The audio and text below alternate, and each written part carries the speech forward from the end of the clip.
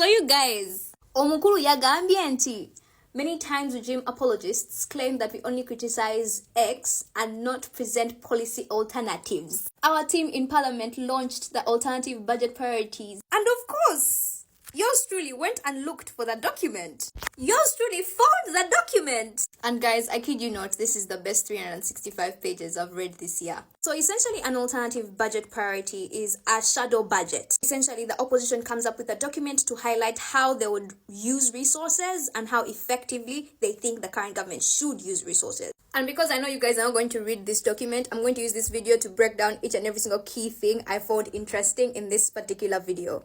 It was broken down in 8 critical chapters that the opposition thinks are critical sectors in order to pivot development. These are the ones the opposition highlighted. You can pause, read them through.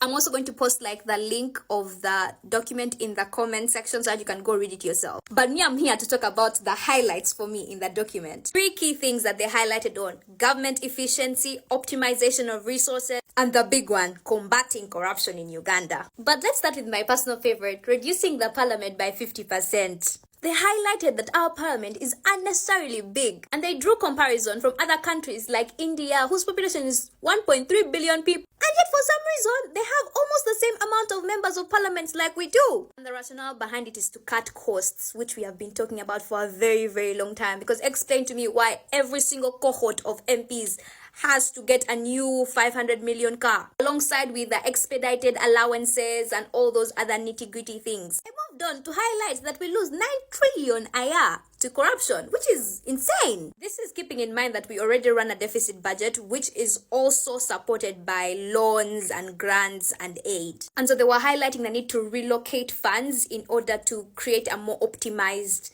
setting. And of course, they went into economics, talking about how the Uganda National Bureau of Standards needs more funding than it already has. Because there needs to be a shift within the internal market if you're to support locally manufactured goods and economic development in general. They talked about the creative industry, and this one was a very strategic one, and I see why. As a sustainability champion, I found the over-reliance on external financing very, very interesting. That one in particular was in the healthcare section, and they were highlighting that the reason as to why our healthcare systems are unsustainable because they are highly reliant on aid and foreign funding. It touched a bit on the rule of law and governance. And in this particular section, they brought up restoring presidential term limits, demilitarizing elections, posited a new structure of how judges and electoral commission officials are elected and are put into this particular position. We can go on and on about the nitty-gritties of this particular document, but as a policy enthusiast, I'm particularly happy about this document. It is a people's plan. The key issue is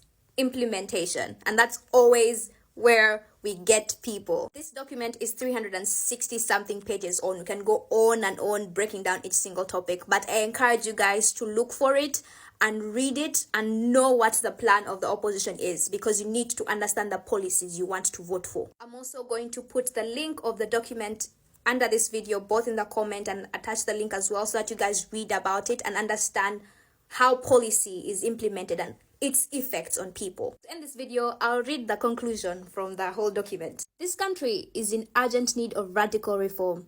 The issues outlined across various sectors are not mere political rhetoric, but a stark indictment of governance failures.